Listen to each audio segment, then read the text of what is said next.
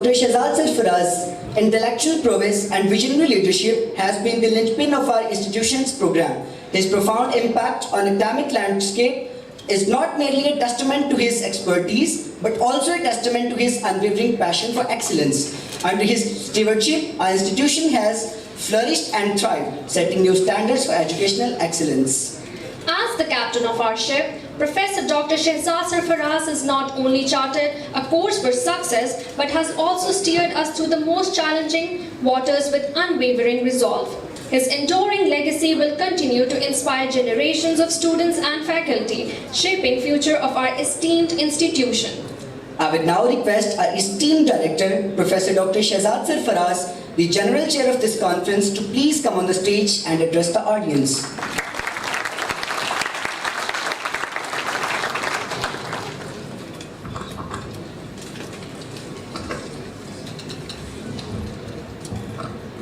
Bismillahirrahmanirrahim. Honorable Chief Guest, Professor Dr. Aftab Ahmed Maroof, Director FAST, national and international speakers, distinguished guests, researchers and scholars, very good morning and Assalamu alaikum. It is a matter of great honor and immense pleasure for me, students, faculty and the staff of the university to extend you a very warm welcome to 2nd International Conference on IT and Industrial Technologies 2023 at the FAST Chiniot-Faisalabad campus. I warmly welcome and extend my regards to all keynote speakers who have joined us from around the globe, such as United Kingdom, Thailand, Sweden, Philippines, Malaysia, Italy, USA, and from all provinces of Pakistan. This year we are hosting 11 keynote speakers and including 11 international talks and with 11 national talks with 4 technical workshops, panel discussions and industry and academia collaborations. ICIT 2023 is an avenue for sharing knowledge, fostering research, collaborations in key IT fields, facilitating interaction among researchers and exchanging ideas among internationally renowned speakers. This platform will serve as a form to explore technology around the globe, as well as it will provide the directions to handle global issues. When it comes to ICIT outcomes, I would say that it would allow students and participants to work with national and worldwide research groups to tackle challenges in local industries. Our graduates will also get the opportunities to meet and talk with renowned speakers, share their ideas, as well as the prospect of new research frontiers. Ladies and gentlemen, let's back to 2 years ago when we dreamed of conducting this conference on an international level. Though it was a blurry image at that time and we were struggling with a lot of challenges, including socio and economic as well as financial challenges. After getting the support from the worthy rector, Professor Dr. Aftab Ahmed Maroof, FAST CST team members took working on it, and now I am filled with gratitude that second time that we are hosting it on the international level with a huge group of intellectuals and learners. I will not feel any hesitation that my team members' passion has marked this duty in campus history. A big round of applause for my team members. Here I would like to draw your attention to emphasizes for arranging this conference.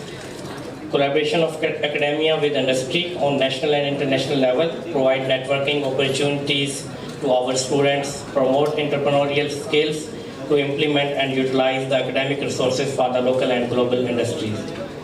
Dear audience, I would like to take the opportunity to introduce my institution, FAST, National University of Computer and Emerging Sciences, which is a premium university of science and technology in the country and has been serving as the nation's flagship institution of technology and emerging sciences in higher education.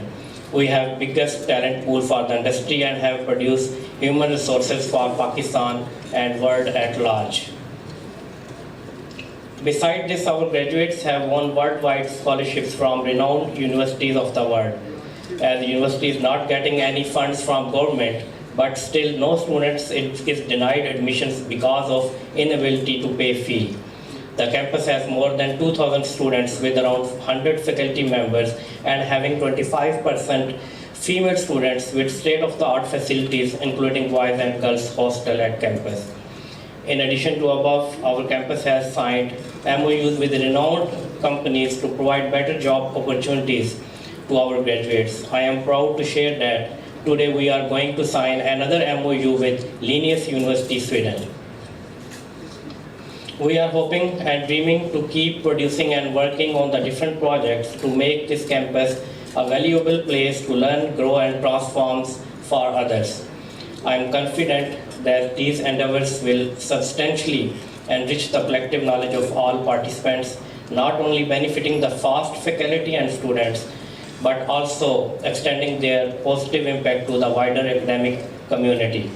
Finally, we ensure your stay in Pakistan, and particularly at FAST, would be memorizing and fruitful for all of us, and I hope you will leave this place with unforgettable and cherished memories. Once again, I would take a moment to express my heartfelt gratitude to incredible team of individuals who have been instrumental in making this journey possible. Your dedication, hard work, and unwavering supports have been a driving force behind our success. Thank you all and have a wonderful time during these conference days. Thank you very much.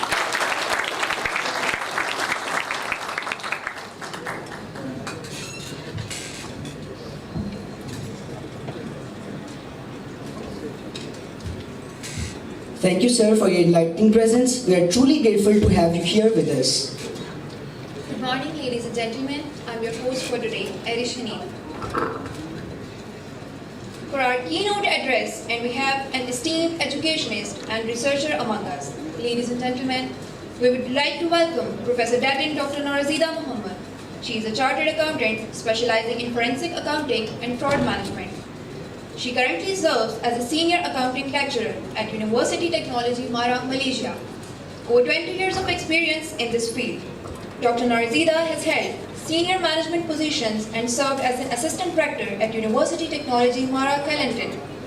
She is a research fellow at the Accounting Research Institute, focusing on Islamic financial criminology. With a doctorate in forensic accounting and fraud management, she has conducted extensive research and presented internationally. Dr. Norazida has also served as external examiner for the Harare Institute of Technology and lectured at ICIT University. Her qualifications include a doctorate, Masters of Arts, Masters in Business Administration, Bachelor of Accounting, and Diploma in Accounting. Dr. Norazida's expertise, dedication to research collaborations, and ability to form relationships make her a respected professional in the field. Now, I would like to invite Professor Datin Dr. Norazida Muhammad on stage to address the audience. A huge round of applause for Dr. Datin Norazida Muhammad.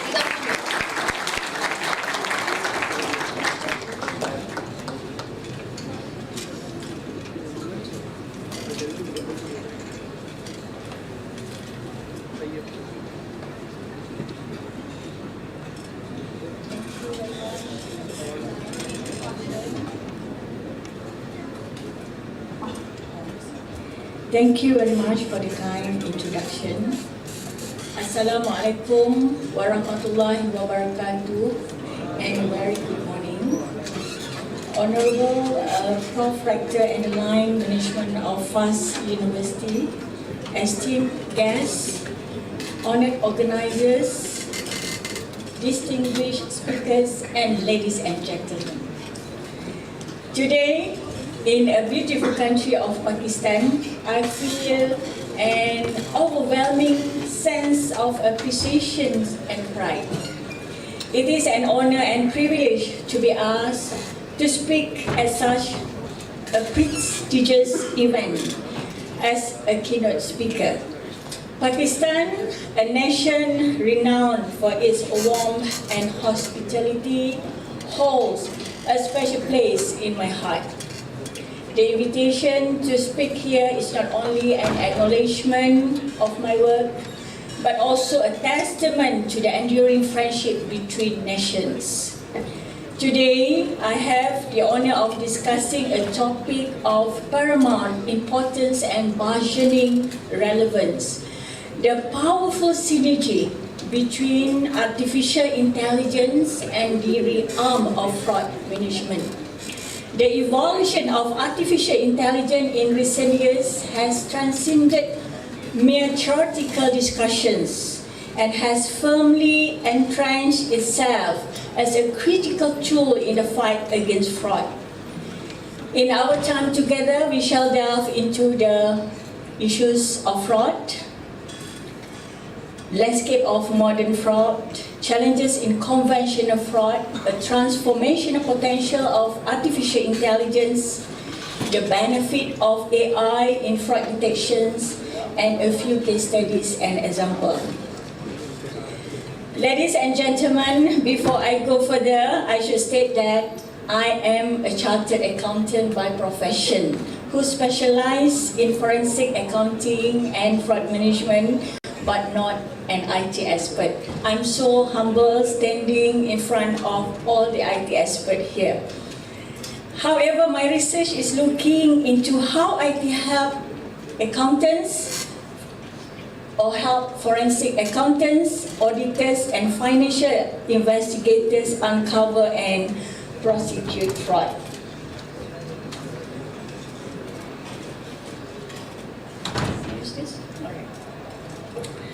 Fraud has become a problem as a result of rapid technology, innovation, and interconnected network. Cybercrime, including phishing, identity theft, and ransomware, has altered our perception of fraud. Financial fraud has evolved as a result of digital transactions, resulting in a massive losses. As we navigate this difficult world, everyone in the related field must comprehend these shifting dynamics. To tackle this emerging fraud, we need a culture of awareness and collaboration to defend our society and economy from fraud.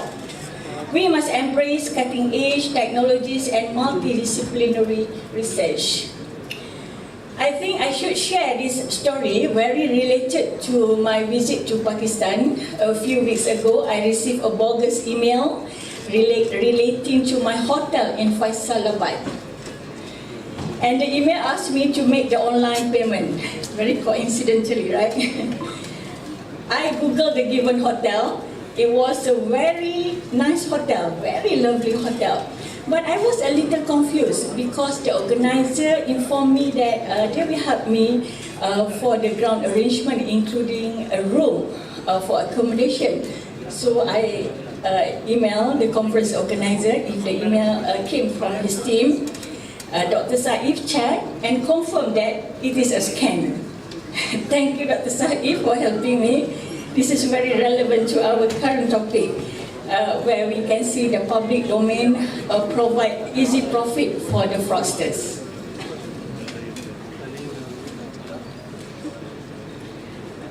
From economic crime to financial crime, there are various types of fraud with various names.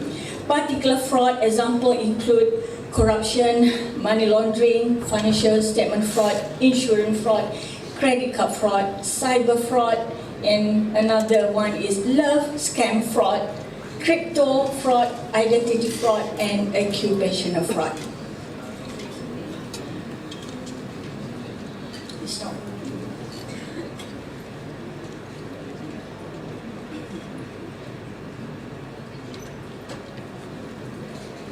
According to Occupational Fraud 2022, this is the latest survey from Association of Certified Fraud Examiner, a report to Nation. Occupational fraud is very likely the most common and the most costly form of financial crime in the world. The report is based on a study of more than 2,000 real cases of fraud affecting organizations in 133 countries and involve 23 of industries.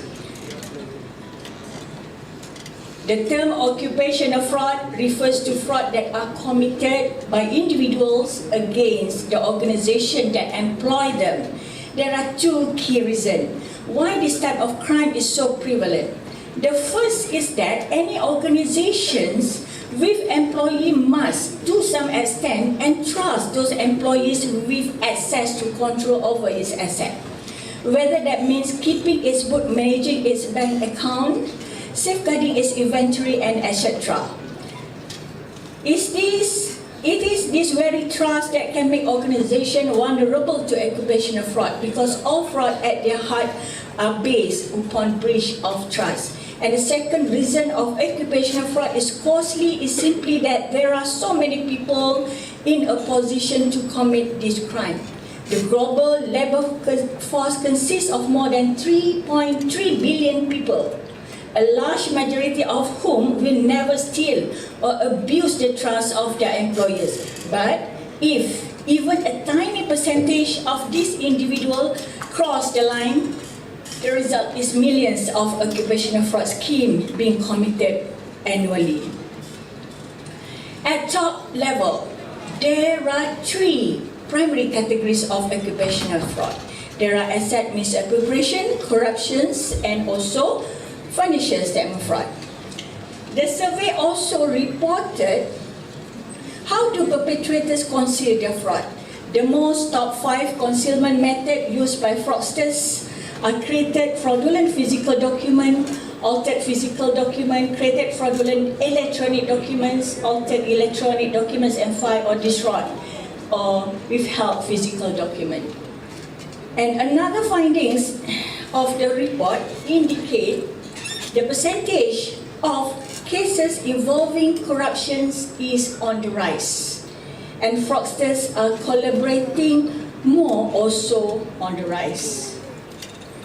And the report revealed from 23 industries, the 5 highest median losses by industry are in real estate industry, followed by wholesale trade, transportation and warehousing, and construction and utilities. And halfly of all reported fraud in the study occurred in these 4 departments. The highest one occurred in the operation department, followed by accounting and executive and upper management, and also sales. There are 5 highest median losses by industry. Okay, in terms of anti-fraud control, the presence of anti-fraud control is associated with the lower fraud cases and quicker fraud detection. So we need a very efficient and up-to-date fraud detections from the IT. Nearly half of the cases occurred due to lack of internal control and override of the existing control. And the case result, 61% of perpetrators terminated by the employers and 58% referred to the law enforcement, and most of the cases, 66% of cases referred to law enforcement resulted in a conviction. Others, the organization didn't refer cases to law, only cited in internal discipline as the reason. Now, ladies and gentlemen, another type of fraud that is currently emerging is crypto fraud. The growth of blockchain technology as well as the incorporation of cryptocurrency into more organization normal operation present yet another possibility to individuals to commit fraud. Currently, Bitcoin is used to make bribes or maybe kickbacks payment, as well as to convert misappropriated asset to cryptocurrency. I feel it will be more difficult to detect. The most common cause of fraud is lack of internal control. The victim organization lack proper control to prevent fraud from occurring. Criminals overrode existing internal control and were able to evade those controls. Ladies and gentlemen, due to the significant societal and financial cost of fraud, this threat should be addressed in a proactive and flexible manner. Now, just to tell you, I know you are from computer science. I should not explain this artificial intelligence, but I view this from the perspective of accountants, how the AI helping us in fraud detection, in financial detection. Okay, artificial intelligence assists and enhance our daily life in various ways. It's come from the discipline of computer science, and AI involve computers and software that can execute human activities, and right now they are very helpful in fraud detection. And in this rapidly changing digital age, AI is taking center stage in the fight against fraud and protecting our financial system, enterprise, and also personal data with surprising decision. By using the AI, pattern recognition, anomaly detection, and automation, artificial intelligence help not only to prevent but also to detect and correct fraud. Okay, we just talked about fraud management and artificial intelligence. It would not be incomplete if I didn't tell you about the actual issues that forensic accountants, auditors, and investigators experience in managing fraud management. From cyber criminal to rapid technology development, our problems are complex and require creative solutions for lack of access to evidence.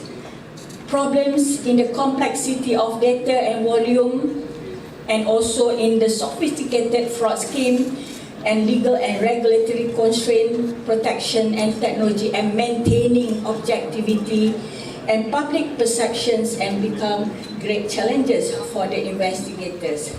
That's why AI become very important for forensic accountants and also financial investigators. The transformational potential of AI in fraud management revolutionize the way we approach fraud prevention and detection, making it more accurate and adaptive to evolving landscape of fraudulent activities, from advanced analytic and detection to fraud prevention and real-time response and risk assessment and strategy formulation.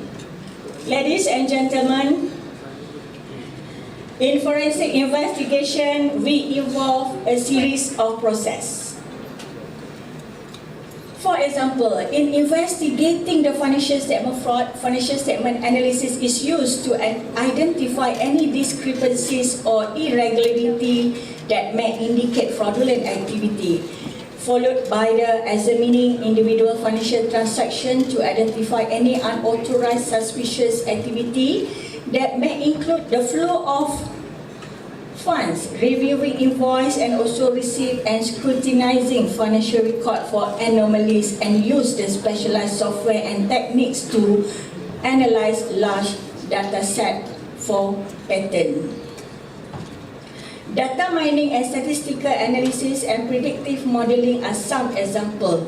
After obtaining the evidence, forensic accountants or auditors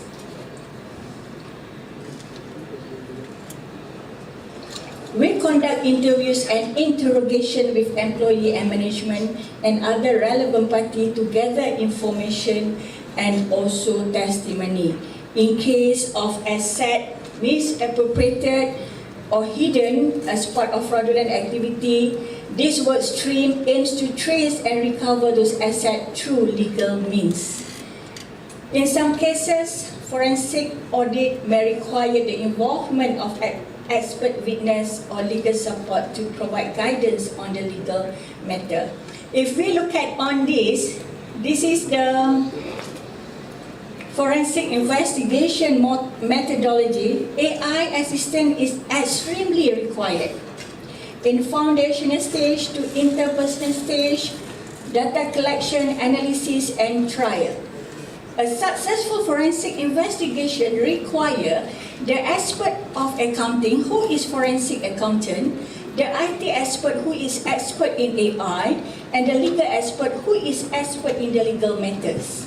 Currently, we use text mining, a simple one, okay, the link analysis that provided by the commercial programs, and many more benefit in AI to get the evidence.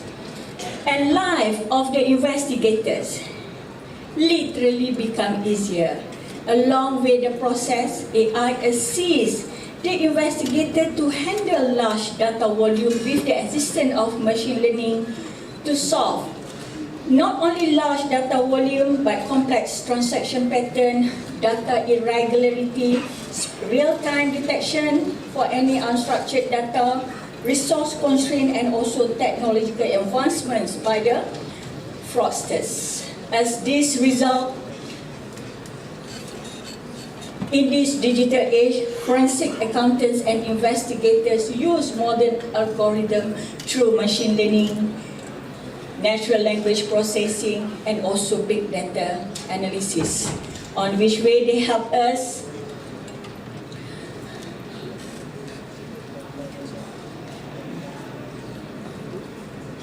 algorithm can analyze and return to identify suspicious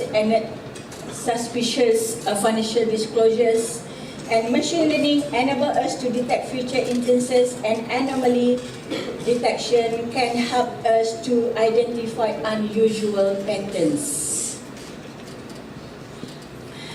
Thanks to artificial intelligence, we should be able to speed up the procedure, not only speed up the procedure but increase accuracy, save money and time, and finally continuously monitor financial transactions to detect fraud in real time and avert losses before they occur.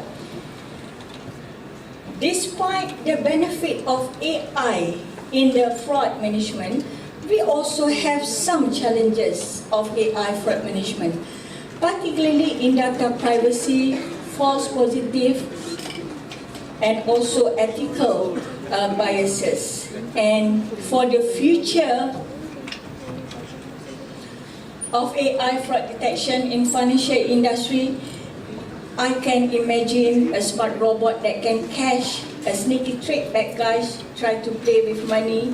In the future, we will have even smarter robot that can do this very well. They will be like superheroes, protecting our money and keeping it safe from bad guys who want to take this.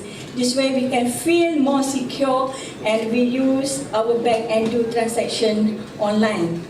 With the increased use of AI, we predict a better integration with the existing system and greater emphasis on the data privacy.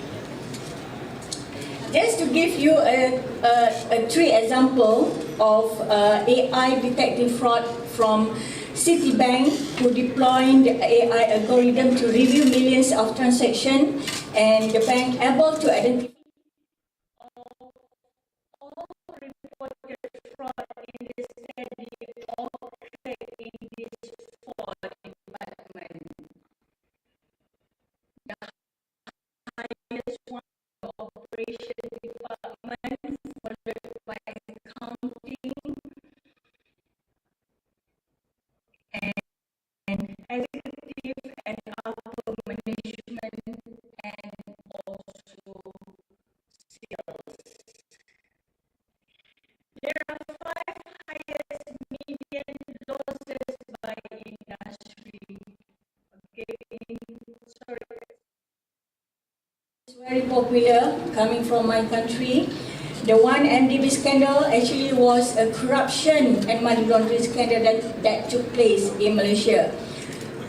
Funds were siphoned off from the 1MDB investment fund into shell companies and used to purchase luxury assets. And the scandal was exposed by journalists and investigative authorities and resulted in global scandal that implicated prominent individuals and also institutions.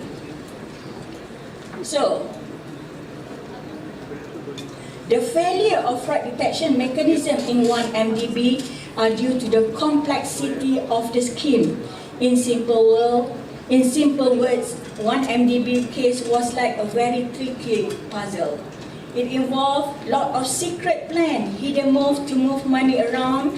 Imagine a puzzle with many pieces, and each piece was a secret action to hide and misuse money. It took a lot of effort to solve this puzzle and find out what really happened. In 1MDB case, multiple failures in fraud detection were evident, highlighting a significant adequacy of measures.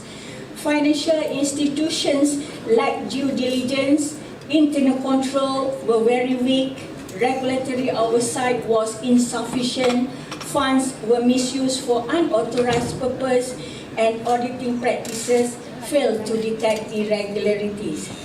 This collective shortcoming allowed the fraudulent activities to persist and evade timely detection, underscoring the urgent need for strengthened mechanism in prevention and detection. Despite having detection system, we saw in cases like 1MDB that fraud can slip through cracks. Fraudsters keep finding new ways to trick the system, and sometimes the AI just can't keep up. Limited or biased data for training, collaboration with insiders, spotting unusual activities accurately, not fully integrating AI, all this play a role. To really stay ahead of these challenges, we need AI that is always improving. Diverse data to train it better, a strong partnership between AI and human expertise, and a smart, flexible strategy to fight fraud effectively. In Malaysia, existing fraud detection measures often fall short, exemplified by the 1MDB case. Here, a pervasive culture of complicity allowed the diversion of billions from the state investment funds. Orchestrated by ranking government officials and financial executives, advanced AI fraud detection system.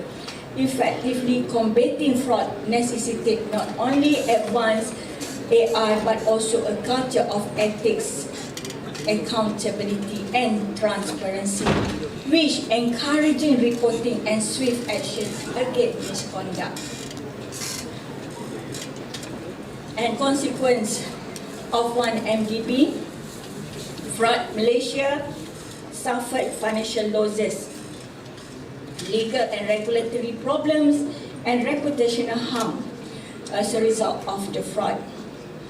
Due to the complexities of the case, we do not know when 1MDB case will be completed and settled in Malaysia. I'm sorry. 1MDB taught us to watch where money goes and who is moving it. From 1MDB, we have learned that trust should be earned with honesty, not masked by deceit. And this case illustrates the importance of strong checks and balance as well. And the case also reminds us that even the most complex puzzle can be solved with persistence, revealing the truth hidden within the shadow. In summary, ladies and gentlemen, we should realize the importance of robust fraud detection system. We should address the vulnerabilities in existing framework and strengthening legal and regulatory oversight. As a conclusion, in today's rapidly evolving landscape, the integration of AI has emerged as powerful ally in the fight against fraud. AI-driven tools have proven effective in bolstering our ability to detect and prevent fraudulent activities, providing real-time insight and adaptability. As fraudsters adapt, so must our strategies. AI's capacity for learning and evolving ensures we stay ahead in the battle against fraud. Embracing AI requires collaboration across teams and industries, as well as commitment to ongoing innovation and improvement. With AI and fraud management as our allies, we are better equipped to secure our organizations and safeguard against financial losses and reputational damage. Thank you for your attention. Let's stay vigilant, adaptive, and committed to combating fraud in this AI-powered era. Ladies and gentlemen, once again, thank you Pakistan for welcoming me.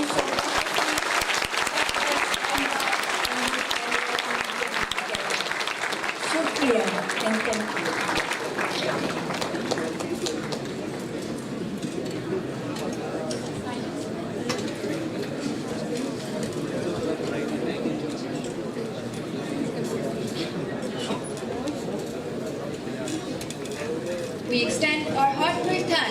Professor Datin Dr. Narzida Muhammad. Thank you so much, ma'am. Ladies and gentlemen, distinguished guests and esteemed colleagues, we have now reached a moment of great significance in our conference today. It is an honor and privilege to introduce a luminary in the world of IEEE, someone whose vision, leadership, and dedication have left an indelible mark on our field. Our distinguished guest of honor today is a true trailblazer in the realm of IEEE. Having served as the chairperson of IEEE, throughout his tenure, he led with unwavering commitment and contributed significantly to the advancement of technology and innovation.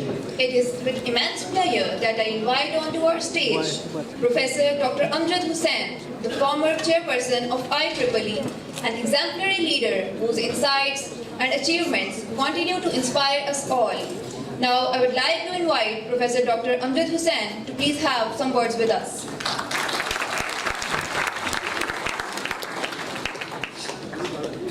Assalamu alaikum. Thank you very much for inviting me. Dr. Narzida Muhammad from our foreign guest from Malaysia, Dr. Aftab Maroof, Director, Fast NUCES, Dr. Shahzad Sarfaraz, Director of this campus of Fast NUCES, Dr. Umar Aftab, Chairperson of this conference, and Dr. Usma Jamil sitting there, the Chairperson of IEEE Faisalabad subsection. Assalamu alaikum to all of you. I am honored to be here at the second ICIT, the International Conference on Industrial Technologies and IT. First, I'm sorry to be late. I'm directly coming from Lahore, and while I was coming, there was a road accident. 2 people died near the Faisalabad turn, and some people blocked the road. So I have to turn back and wander through the villages and short roads, and then coming through some alternate road. So anyway, thank you very much. I'll be talking a little bit about IEEE. Since the man came on earth, it started observing and learning and gaining knowledge, and then transferring this knowledge to others. This continued for a very long time. Then some people invented writing. They wrote on stones and walls, and then paper was invented. Then books were written. And in certain places on the earth, there were some societies, they were more learned than the others. And we know one example of Greek. The people there wrote many books at that time. Later on, those books were transferred by Arabs into Arabic, and later on, that knowledge was again translated into European languages, some 500 to 700 years ago. By that time, a person who was a learned person was a jack of all things. The same person called a knowledgeable person or a hakim was an astronomist, a mathematician, a physicist, a chemist, and a medical doctor. But when the Arabic books that were translated originally from Greek, they were translated to European languages. By that time, the knowledge started growing. Because before that, there was less experimentation and there were more observation and the transferring of knowledge. But then experimentation also started some 500 years ago, specifically in Europe. And then the physics separated. There was a separate astronomy, there was a separate medical sciences, chemistry was separated, So the fields were separated from each other. And then they started making their professional bodies, their societies, for meeting and for transferring knowledge to each other, for presenting papers, for making proceedings of those things. And that continued for a while. By that time, America was not in this shape. There were people in the America, but they were just doing looting and other things. Later on, it started evolving into the current America. And then they started growing rapidly, more rapidly than Europe. In the meantime, a few hundred years ago, physics, then electrons, and then electricity, the storage of electric energy into batteries, and then electric generators, then large size generators, electric powerhouses, the transmission of electricity, the usage of electricity into homes and industries. So a new breed of graduates came in called electrical engineers.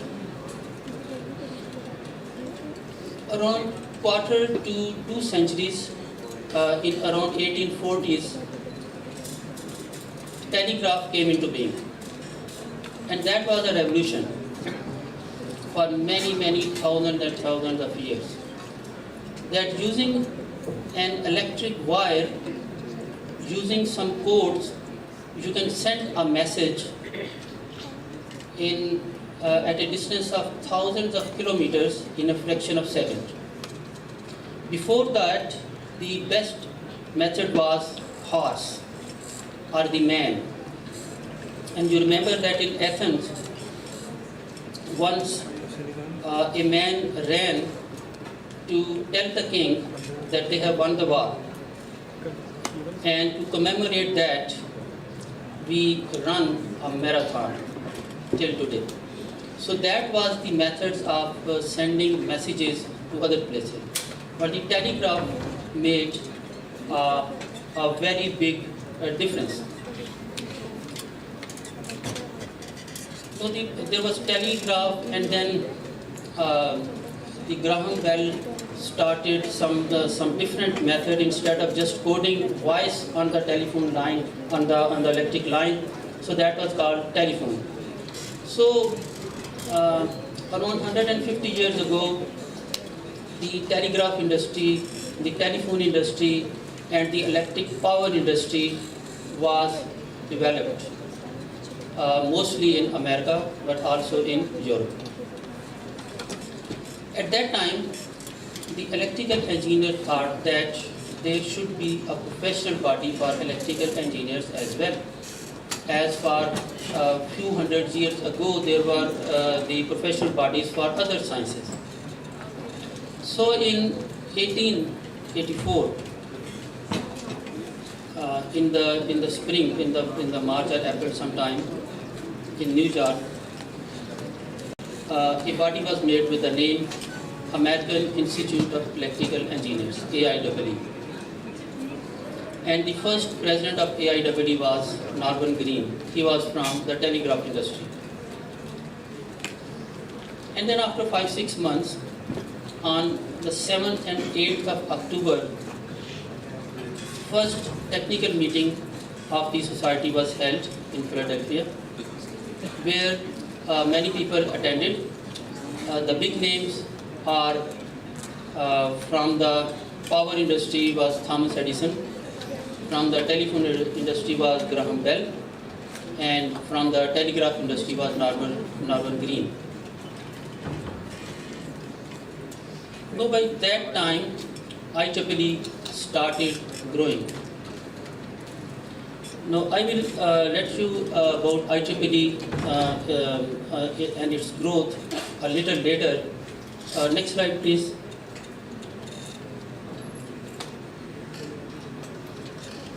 Slides.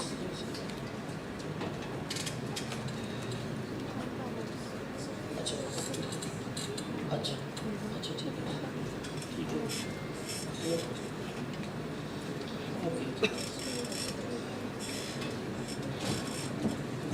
Okay, thank you. So, what IEEE is doing today, it is sponsoring around 2,000 conferences annually around the world. There are 200 periodical journals, transactions, magazines. There are 6 million documents in the digital form, other than the print, and 200,000 are added annually. For the interest of different people, there are 39 technical societies. I have written name a few, for example, Computer Society, IEEE Signal Processing Society, IEEE Power and Energy Society, IEEE Computational Intelligence Society, and there are 39 actually.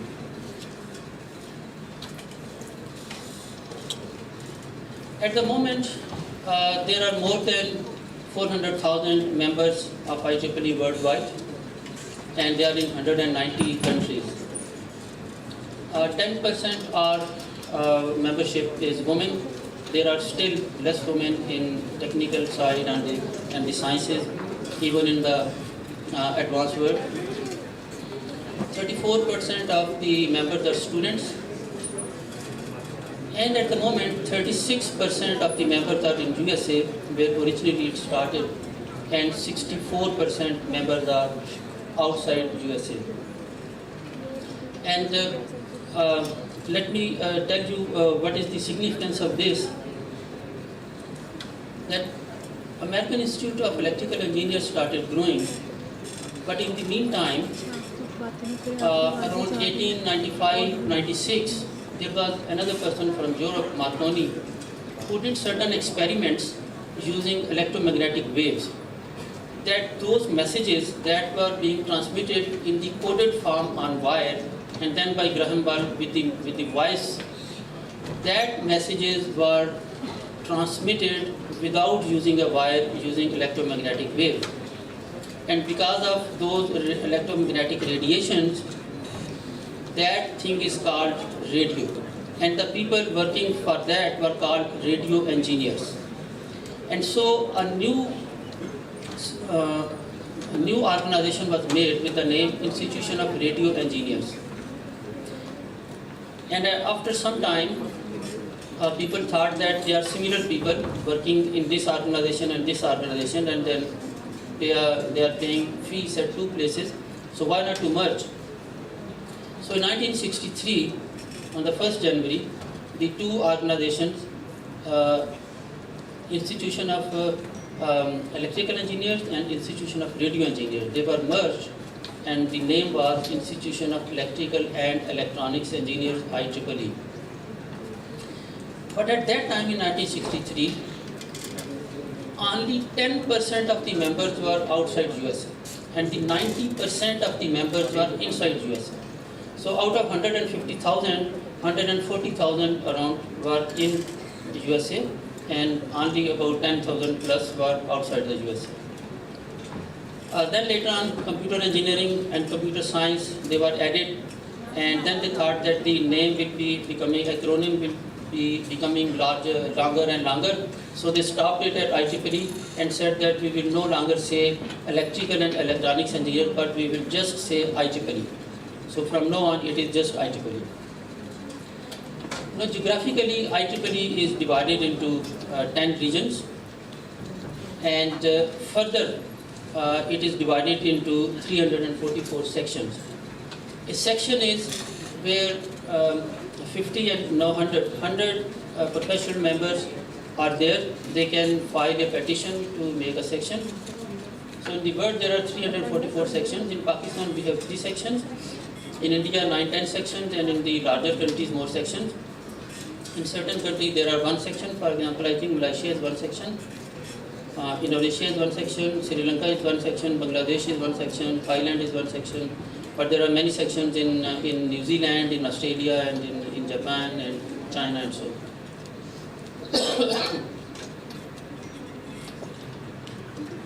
on. Region number 1 to 6 are in United States. Originally, as still there are 36% of the members in United States.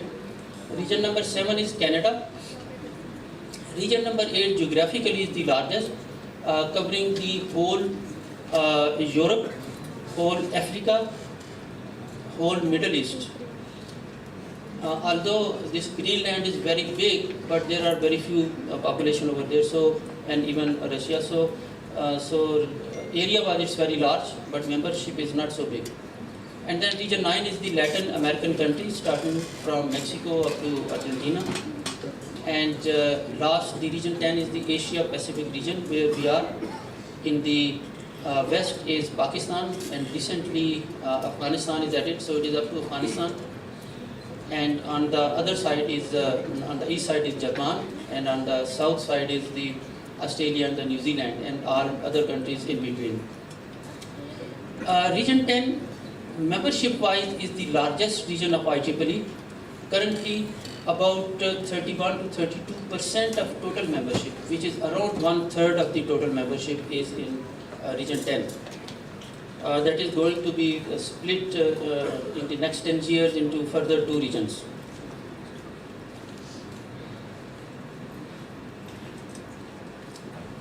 Okay, that was the map of the region 10, and there are few concepts. I skipped that.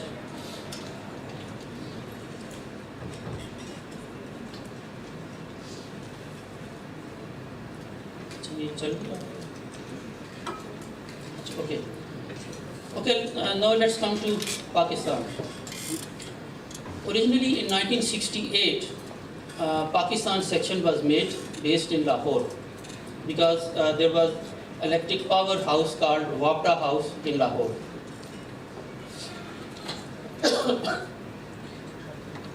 In 1982, in the south, another section was made by splitting this section into 2. That was the Karachi section. And in the year 2000, another section was made in the north, the Islamabad section. So at the moment we have 3 sections in Pakistan.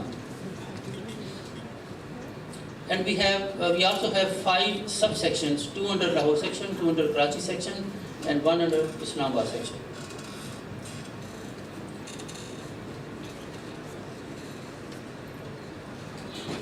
Now, what are the benefits of becoming member of IEEE? This is something different, becoming member of IEEE in the country like Pakistan, because I remember that when I was a child, since then, a person was buying a newspaper, and the whole mohalla and the whole neighborhood was reading that newspaper.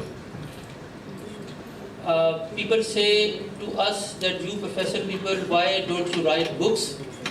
And we know that when we write a book, nobody will purchase it. So therefore people don't write. We do not spend money on buying books, on purchasing things that can help us grow, on having some courses, buying some courses, and so on. But that is a different story in America and in Europe. So there is a membership fee of IEEE. So people who become member, they pay a certain fee. I remember that I became the first time student member of IEEE in 1982 when the first branch was made in Pakistan, and there was only one section. At that time I didn't know about the section. I just knew that I became the member of IEEE and it is first time being started in Pakistan. And I remember that after that they asked me to go to Wapta House. There was a conference like this, and the students who were standing there on this side, I was just standing like this. But while I was standing in the house, in that auditorium, in the Wapta auditorium, I was also listening what was being presented over there and what people were saying. And that was the first time I came to know, oh, there is some peak hours in the power as well. Before that I didn't know. And that time I know that there is a teleprinter, there is something called, and there is a Urdu teleprinter, there can be, and how that Urdu teleprinter is made. And then I collected that literature, distributed among the audience, and I read all those things. And then I started learning more and more and more, and that helped me later a lot. So there are a lot of benefits of becoming a member of IEEE. If you log on to IEEE.org and membership and member benefits, you will get too many things. I do not want to take more time. Just there are two categories of benefits from IEEE. One are the technical and professional membership. You start getting latest information related to your particular interest. Even for the students, it's much beneficial, and you become ahead of your peers in your profession. The second benefit is the development of leadership in the people who are member if you also volunteer. As I do volunteer, so I am also getting a training of leadership and networking with the people. I already know so many people sitting over there. I have visited so many universities over here. I have visited so many cities just because I was volunteer in IEEE. I have visited so many countries because I visited Malaysia twice. I have visited Thailand twice. I have visited Japan. I have visited India. I have visited Australia. I have visited United States related to IEEE. So when you volunteer, you also get these kind of chances. And if you don't volunteer, you start getting more and more information related to your field of interest.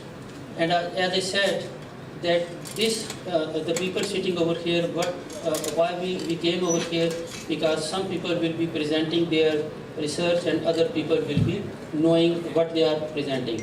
So that was the basic purpose of initially in 1884 of making AIEE and then IEEE. That is the result of it. And so I think these slides will be available to people if they want to. There are so many different benefits, I don't want to go into detail. You can log on to this. I have already discussed. So thank you very much for your patience listening. Thank you.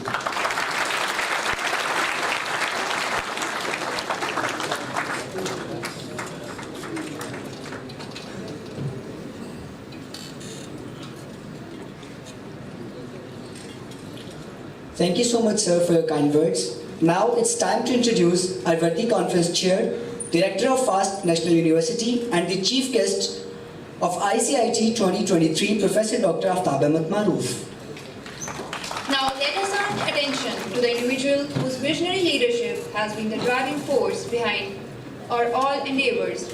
Our distinguished campus owes a great debt of gratitude to its visionary founder, the esteemed campus rector, Professor Dr. Aftab Ahmed Maroof. His transformative journey, marked by dedication and relentless pursuit of excellence, has left an indelible mark on our institution.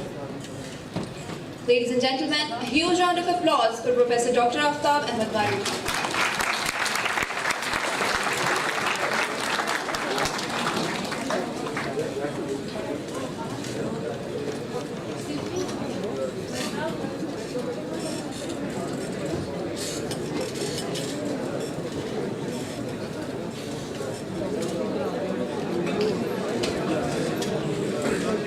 Bismillahirrahmanirrahim.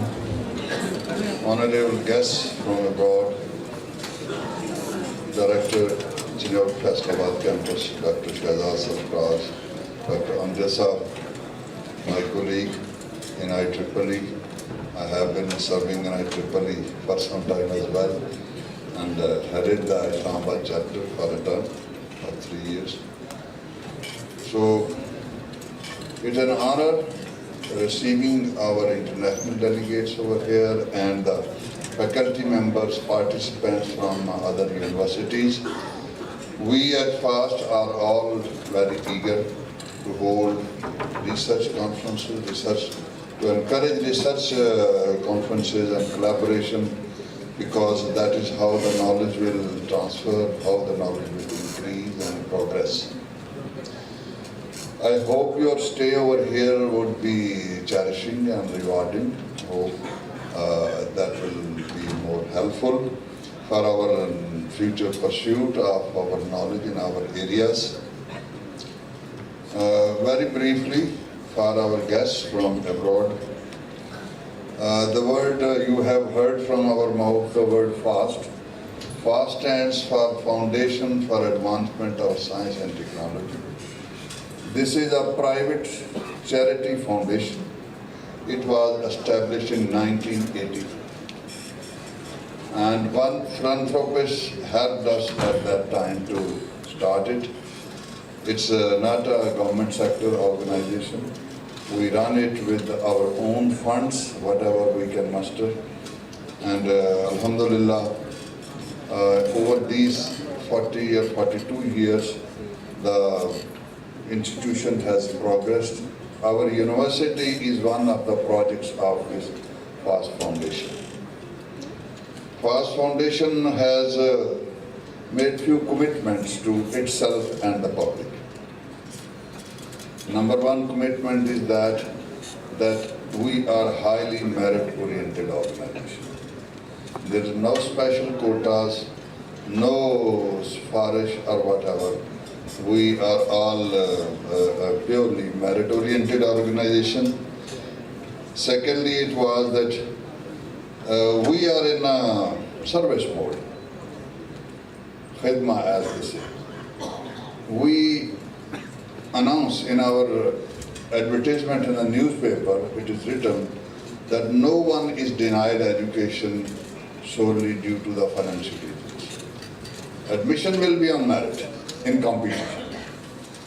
But this year we received 26,000 applications. We were able to admit about 5,000 people in our all 5 campuses.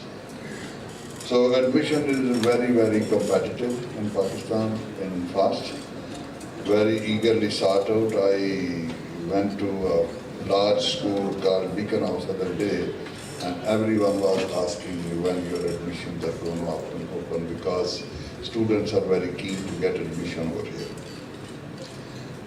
This research conference, particularly for example Islamabad campus, we are all members of live membership of IEEE. I have myself served a term as the chair of IEEE Islamabad section for 3 years. And I visited Sydney and Tokyo alongside Amritsar. We were both together over there in IEEE Region 10 conferences and the Worldwide Sections Congress.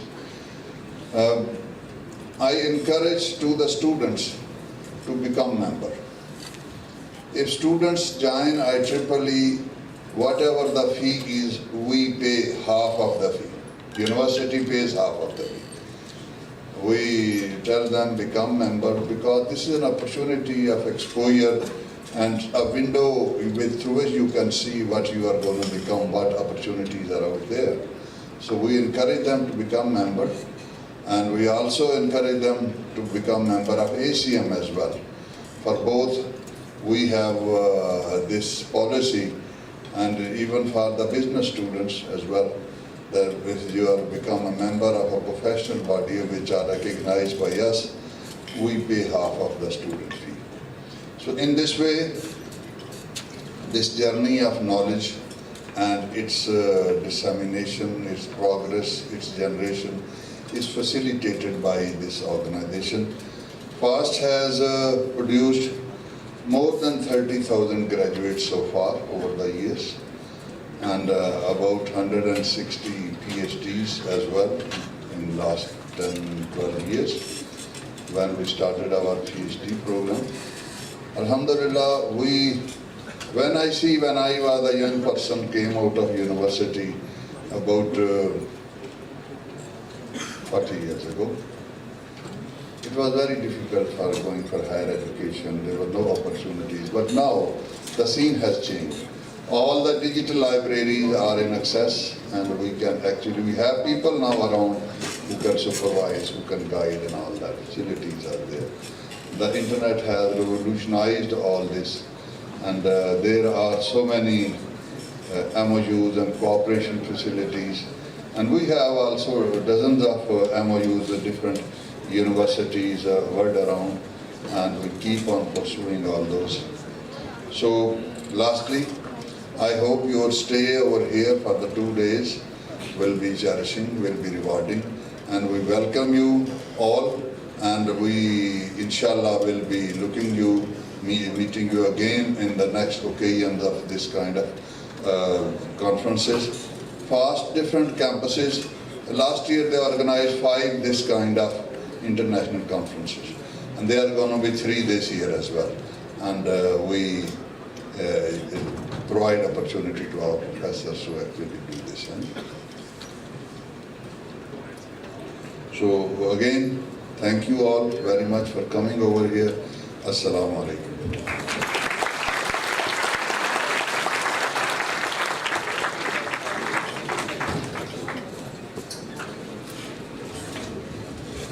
Thank you so much, sir, for your kind words. Ladies and gentlemen, now we'll proceed towards the conclusion of our opening ceremony with shield distribution to our worthy guests. Now I would request our esteemed Director, Professor Dr. Aftab Ahmed Maroof, our worthy Director, Professor Dr. Shehzad Sarfaraz, to please come forward.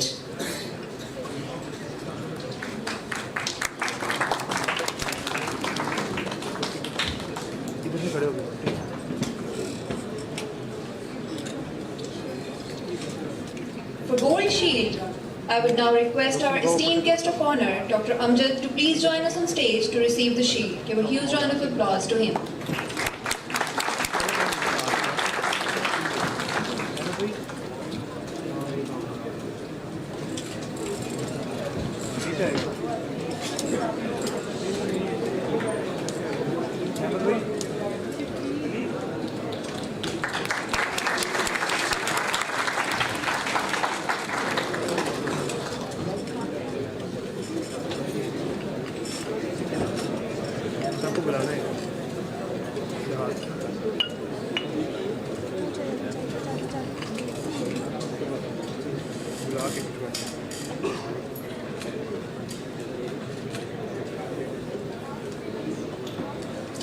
I would now request Professor Dr. Norazida Muhammad to receive her certificate.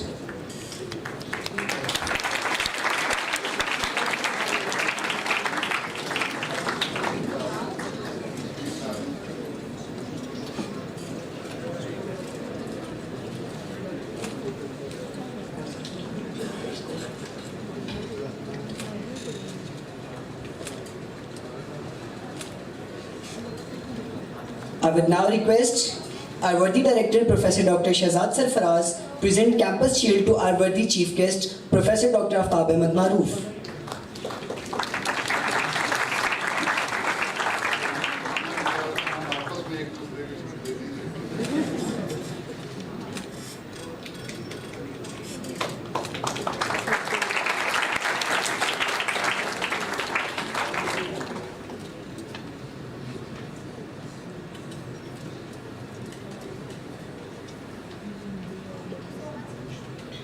Thank you so much, sir. Ladies and gentlemen, the first session of our event has now concluded. We invite our keynote speakers and guest participants to join us at the cafe for the refreshing break. This is an excellent opportunity to network, engage in meaningful discussions, and enjoy some delightful refreshments. Please make your way to the cafe area. Students, please be seated. Wait for our guests and faculty members.